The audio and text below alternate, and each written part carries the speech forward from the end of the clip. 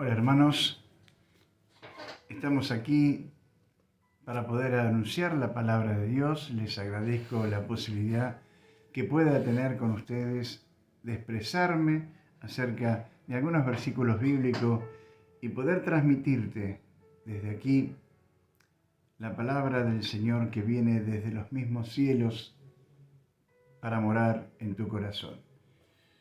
Para la predicación del Evangelio vamos a leer algunos versículos en el Antiguo Testamento y vamos a ir al pasaje de Zacarías, capítulo 12, desde el verso 12 hasta el 14. 3 versículos vamos a leer en esta oportunidad. Y dice así la palabra del Señor. Y la tierra lamentará cada linaje aparte. Los descendientes de la casa de David por sí, y sus mujeres por sí. Los descendientes de la casa de Natán por sí, y sus mujeres por sí. Los descendientes de la casa de Leví por sí, y sus mujeres por sí. Los descendientes de la casa de Simaí por sí, y sus mujeres por sí. Todos los otros linajes, cada uno por sí, y sus mujeres. Tengamos una breve oración para seguir con esta predicación. Oremos. Bendito Dios y eterno Padre que estás en los cielos, te ruego, Señor, que tú me tomes en tus manos. Y aquellas almas que todavía no te conocen y han invertido tiempo para estar delante de estas pantallas, de sus pantallas, que sea el Espíritu Santo que toque su corazón y su mente para que haya bendición en sus vidas. Que no sea un tiempo de entretenimiento, sino que sea un tiempo de aprovechamiento para que sus almas puedan ser ganadas para Cristo. Bendito Dios, solemniza nuestros corazones, ya que podamos, amado Padre, tener un encuentro personal contigo. En el nombre de Cristo Jesús. Amén. Este pasaje de Zacarías para nosotros, los cristianos, es un pasaje hermoso porque nos está hablando de la segunda venida de Cristo. Yo omití leer los versículos anteriores, que dice el verso 10, y derramaré sobre la casa de David, sobre los moradores de Jerusalén, espíritu de gracia y de oración, y mirarán a mí al que traspasaron. Este pasaje está concadenado con el pasaje de Mateo 25:31, donde el Señor Jesús, después de Armagedón, después de haber vencido a todo el mundo que estaría en contra de Jerusalén, instalaría su trono de gloria. Y entonces ahí apartaría las cabritas de los corderos. Y ahí daría el paso entonces al milenio en esta tierra. Y la iglesia, que somos nosotros, sus renacidos, sus regenerados, sus comprados por la sangre preciosa, estaríamos con Él reinando un milenio. Pero hoy no es mi tema no es el tema escatológico, no es el tema profético. Hoy el tema es la predicación, las buenas nuevas. Y el título que le he puesto es Cada uno dará razón de sí. Cada uno dará razón de sí. Para seguir adelante deberíamos enfocarnos y saber qué es arrepentimiento. Arrepentimiento no es lágrimas simplemente. Arrepentimiento no es aflicción ni tristeza. El arrepentimiento va seguido de lágrimas y de tristeza. Pero el arrepentimiento real es un cambio de mente total a 180 grados. Un cambio distinto en la dirección en que se iba hasta ese momento. El arrepentimiento da un dolor en el corazón por causa del pecado. El arrepentimiento causa dolor por los pecados cometidos. No solamente lágrimas, no solamente emoción, es más aún, es un cambio de sentido, es un cambio de hábito, es un cambio de vida. El arrepentimiento que realmente vale la pena abordar es el arrepentimiento que produce la palabra de Dios en nuestros corazones. El Espíritu Santo penetra y la palabra también, y te hace sentir pecador y te da la única solución, Cristo Jesús. Si en esta oportunidad tú te sientes así, no dudes de aceptar a Cristo. Pero bien, a pesar de que el arrepentimiento puede ser universal, puede ser global, puede ser de toda la tierra, porque el versículo 14 dice, y todos los linajes de la tierra, o sea, quiere decir que todos los habitantes que habiten en este gran planeta se arrepientan. Cada uno, dice, dará razón de su vida por sí. Cada uno debe presentarse ante Dios. Cada uno debe estar delante de Dios. Cada uno debe tener un tiempo con el Señor a solas. Aquí vemos varias familias. Primeramente vemos a David. Dice la casa de David, la casa del rey y sus esposas, y su señora y su familia. Dice, las mujeres darán también por sí. El rey no da por todo el reinado. El rey no da razón de ser por sus esposas, por sus hijos. El rey tiene que dar razón de sí por su vida. Y toda su familia también debe dar razón de sí. Luego tenemos a Natán, que es la parte profética, la parte de los profetas. ¿Qué eran los profetas? Bueno, los profetas eran hombres autorizados por Dios para traer el mensaje de los cielos a los hombres.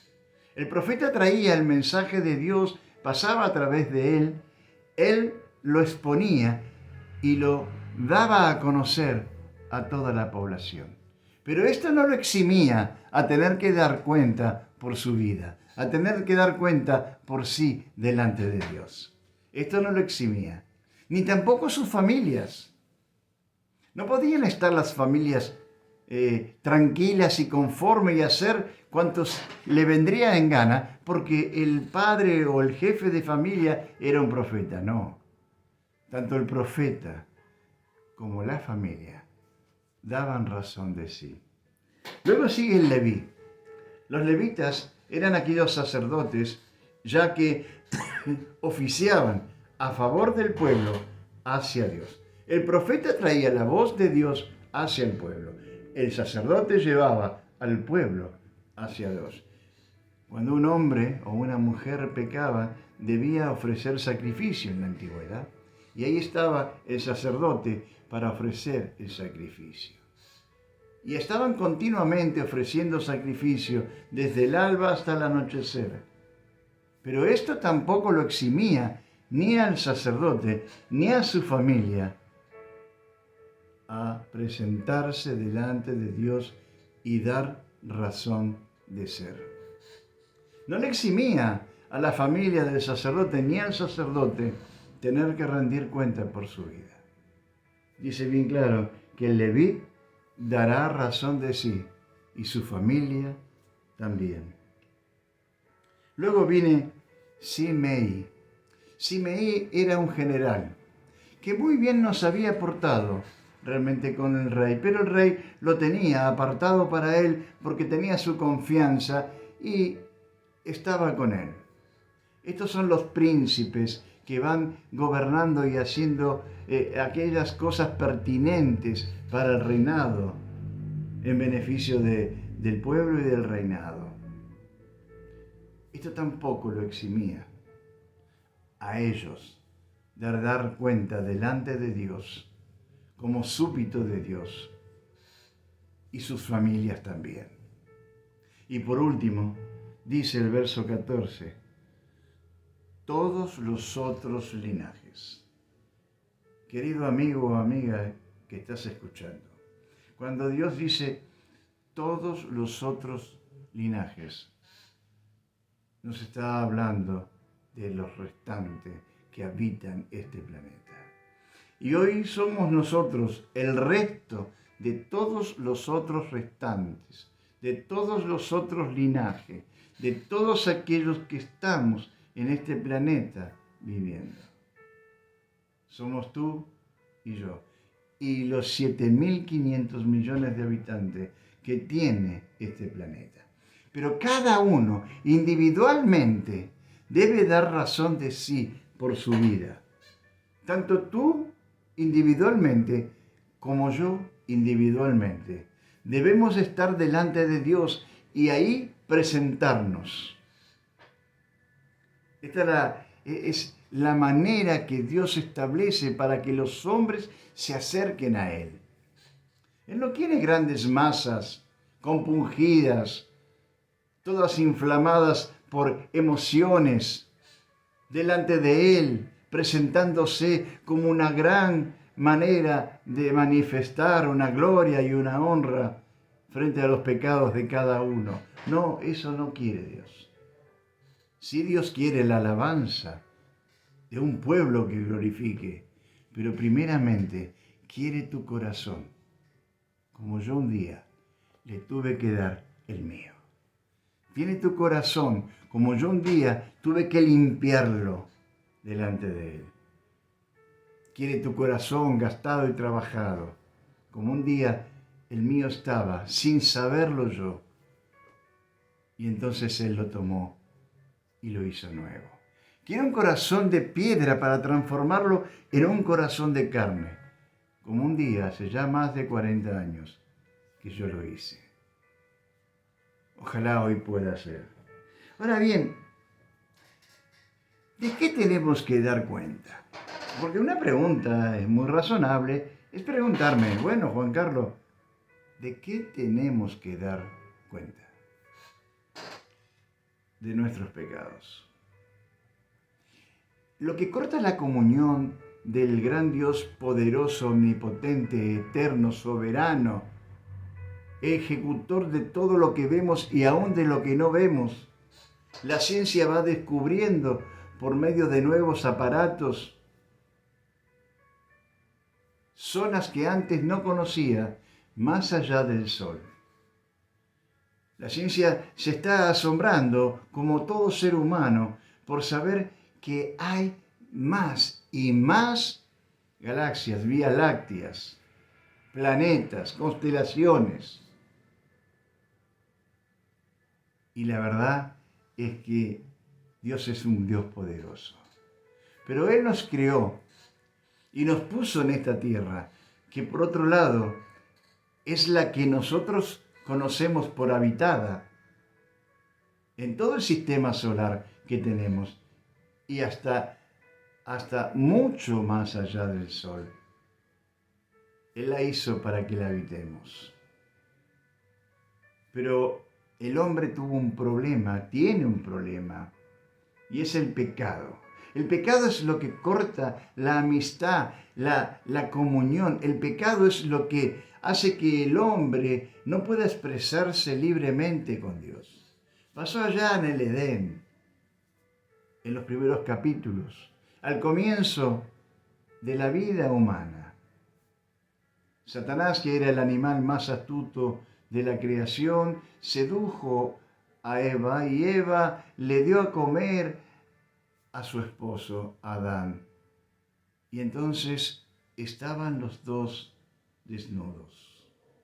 Enseguida se cubrieron con hojas de árboles, con hojas de higuera, cosieron allí un poco de hojas para cubrir su vergüenza y se escondieron. Al huerto del Edén llegó en aquella oportunidad el Dios Todopoderoso y preguntó, ¿dónde estás, Adán?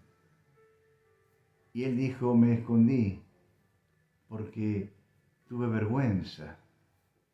Me escondí porque estaba desnudo. Y este pecado que originó la desobediencia de Adán allí en el comienzo, pasó a todos los hombres hasta el día de hoy. Santiago 4:17 dice, el saber hacer lo bueno y no hacerlo le es pecado.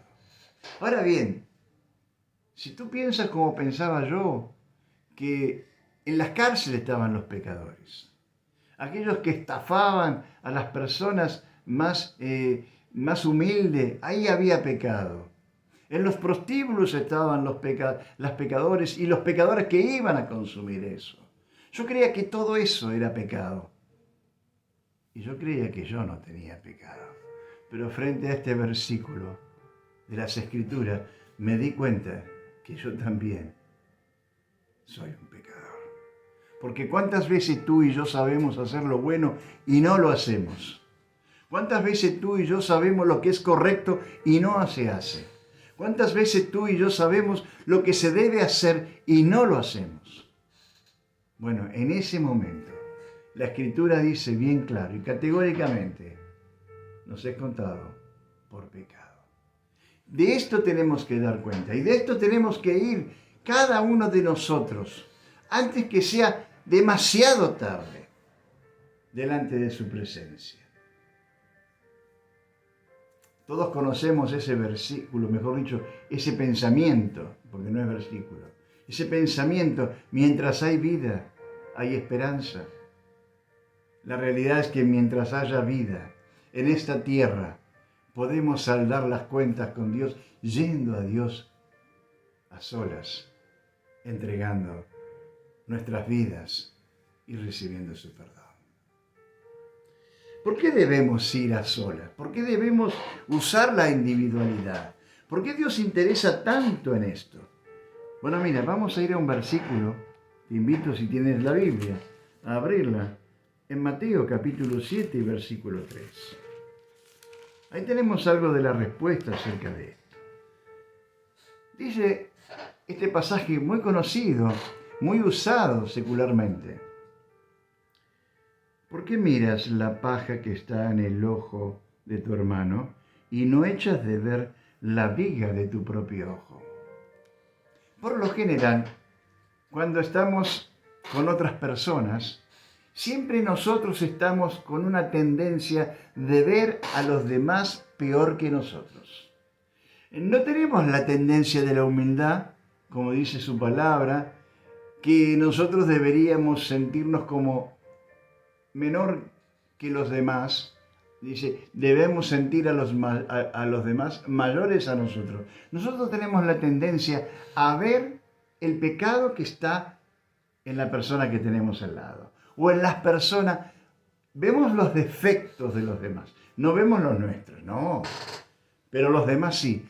Y el estar a solas con Dios hace la imposibilidad de poder ver los pecados de los demás. Y entonces, mirando al Señor, vemos nuestros pecados, vemos nuestras inmundicias, vemos nuestros defectos, vemos aquellas cosas que son impropias a la humanidad nuestra. Es por eso que Dios quiere que tengamos una relación personal. Es por eso que Dios quiere que personalmente nos acerquemos a Dios. Es por eso, porque de esa manera no estaremos distrayéndonos de otros, sino que estaríamos viendo nuestro propio pecado en un estado de introyección hacia nosotros, viendo un poco adentro nuestro. Y entonces, de esa manera, podemos tener, como dice Romanos capítulo 12, tener una comprensión cabal de nuestra vida. El estar a solas nos sirve para ver nuestros pecados frente a la santidad de Dios, frente a la pureza de Dios, frente a la grandeza de Él. El estar a solas nos hace ver pequeños. Esa es una de las ventajas de estar a solas y no acompañado. Pero hay otras. Dice Romanos capítulo 2, 16. Si bien es cierto, este versículo es un versículo de sentencia futura, tiene mucho que ver con nosotros hoy. Mira lo que dice, o escucha lo que dice. En aquel día en que Dios juzgará por Jesucristo los secretos de los hombres, conforme a mi evangelio. Aquí Pablo está hablando de un día que va a juzgar a todos los hombres. Primeramente va a juzgar a su iglesia en el tribunal de Cristo, pero no es el tema. Segundo, va a juzgar a toda la humanidad en el gran trono blanco, pero no es el tema. Lo cierto es que nos conviene estar solas con Dios porque nosotros tenemos secretos. Y como bien que somos para nosotros, no nos gusta divulgar los secretos delante de otras personas. Nosotros queremos estar a solas para que entonces nuestros secretos estén únicamente en los oídos de Dios y no en los oídos de los hombres. Es por eso que Dios ha pensado en esto y quiere que tú y yo estemos a solas encontrándonos con Él, para que entonces nuestros secretos sean abiertos, no haya ningún impedimento para que yo exprese a Dios, tú expreses a Dios todas aquellas cosas que tú bien sabes, como yo, que hemos hecho en lo secreto. Es una ventaja grandísima el estar a solas y dar allí, en la individualidad de cada alma, de cada corazón, abrirlo, para que entonces el Señor escudriñe mi corazón, escudriñe mi camino. O sea, investigue allí y vaya limpiando, sacando aquellas impurezas, para que la vida sea una vida diferente. Pero hay más. Mira lo que dice Primera de Juan, capítulo 1, versículo 7. Dice así: pero si andamos en luz como Él está en luz, tenemos comunión los unos con los otros, la sangre de Jesucristo, su Hijo, nos limpia de todo pecado. Y el verso dice 9: si confesamos nuestros pecados, Él es fiel y justo para perdonar nuestro pecado y limpiarnos de toda maldad. Cuando estamos a solas delante de Él, individualmente, vemos nuestro pecado. Vemos que realmente no hay nadie al lado nuestro que pudiera estar peor o mejor que nosotros. Entonces no tenemos la tendencia ni la distracción, sino que nos enfocamos en nosotros. Y el estar a solas, enfocándonos en nosotros, hace que nuestro corazón se abra. Y nuestro secreto, los más íntimos, aquellos que están bien escondidos dentro nuestro, puedan salir y exponerse a Dios, porque no hay nadie que nos escuche, solamente Dios. No hace falta intermediario para acercarnos a Él. Pero aquí dice que si confesamos, porque el exponer nuestros secretos acarrea vergüenza cuando hay otros oídos que no sean los de Dios, porque Dios nunca se va a burlar de nosotros. Y entonces, si tenemos vergüenza, no los vamos a poder expresar. Confesar es decir lo mismo. Decir lo mismo que Dios dice de mi pecado. Estar de acuerdo con Dios en los hechos que yo tuve y hago, para que Él los limpie y los conduzca hacia la bendición.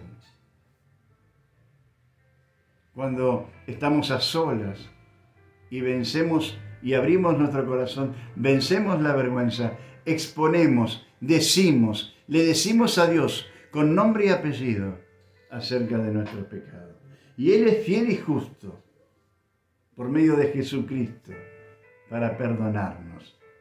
Dice, para limpiarnos de toda maldad, perdonarnos de nuestro pecado y limpiarnos, sacarnos esa resaca que queda del pecado, sacarnos esa escoria que queda de las transgresiones y las aberraciones que como seres humanos cometemos. Es por eso la ventaja de estar a solas con el Señor y de dar cuenta mientras haya vida en esta tierra.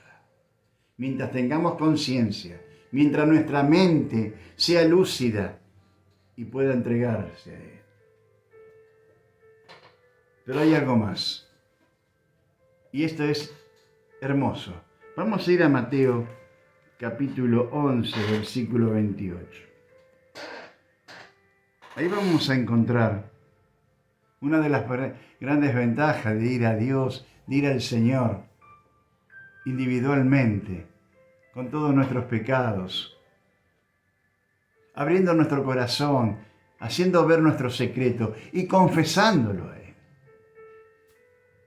Mira lo que dice la palabra de Dios. Venid a mí todos los que estéis trabajados y cansados, que yo os haré descansar. El corazón se fatiga, la mente se atrofia, se deteriora nuestro cuerpo por causa de aquellos hechos que no son buenos, por causa de la envidia, del resentimiento, por causa de la ira, por causa del rencor, de la envidia. Todo nuestro cuerpo se va desgastando, todo nuestro cuerpo se va convirtiendo en una gigantesca escoria. Dice Isaías que desde la mollera hasta los pies somos una hinchazón, una podrida llaga. Es fuerte, ¿no? Pero así somos delante de Dios en nuestra naturaleza caída. Y cansados, por cierto, de lidiar con eso, Cristo nos abre sus manos de amor. Y dice, venid a mí. Dice, venid a mí todos los que estéis trabajados y cargados. Todos aquellos que han pecado, que tienen sus secretos, que quieren divulgarlo delante de mi presencia. Todos aquellos que lo quieren hacer, yo los haré descansar. Y el descanso del Señor es un descanso eterno. Comienza en esta tierra, pero se proyecta a lo largo del universo divino de Dios. Los tiempos del Señor no tienen limitación de minutos, de segundos, de horas, de días, de años. Es una vida continua. Eternidad es tiempo sin descomposición de tiempo. Siempre es un tiempo presente. Ahora bien, ¿cómo pudo haber hecho esto Dios? Lo hizo en la cruz del Calvario. Leemos el clásico versículo que por lo general mencionamos, que es aquel que el mismo Señor le dijo a un maestro de la ley. Dice así a Nicodemo, porque de tal manera, Nicodemo, amó Dios al mundo. El amor de Dios es inigualable, pero también es inigualable su justicia y su verdad. Ahí leemos en Nahum que Él no dará por inocente al culpable. Él no va a castigar dos veces. Ahí dice en Nahum, pero sí no va a dar por inocente al culpable. Su justicia y su verdad es intachable, pero su amor también. Y hoy es el día de amor. Hoy es el día que tú te puedes salvar. Dice Nicodemo, porque de tal manera amó Dios al mundo que ha dado a su Hijo unigénito. Cristo es el único Hijo de Dios. Esto significa unigénito. Es el único Hijo de Dios dado a la humanidad a morir en la cruz del Calvario. Dado a la humanidad para que fuera salvo por medio de su sacrificio. Jesucristo, el santo, el intachable, el puro, el más sublime que los mismos cielos, muere en la cruz del Calvario por tus pecados y por los míos. Nuestros asquerosos pecados los llevan a la cruz.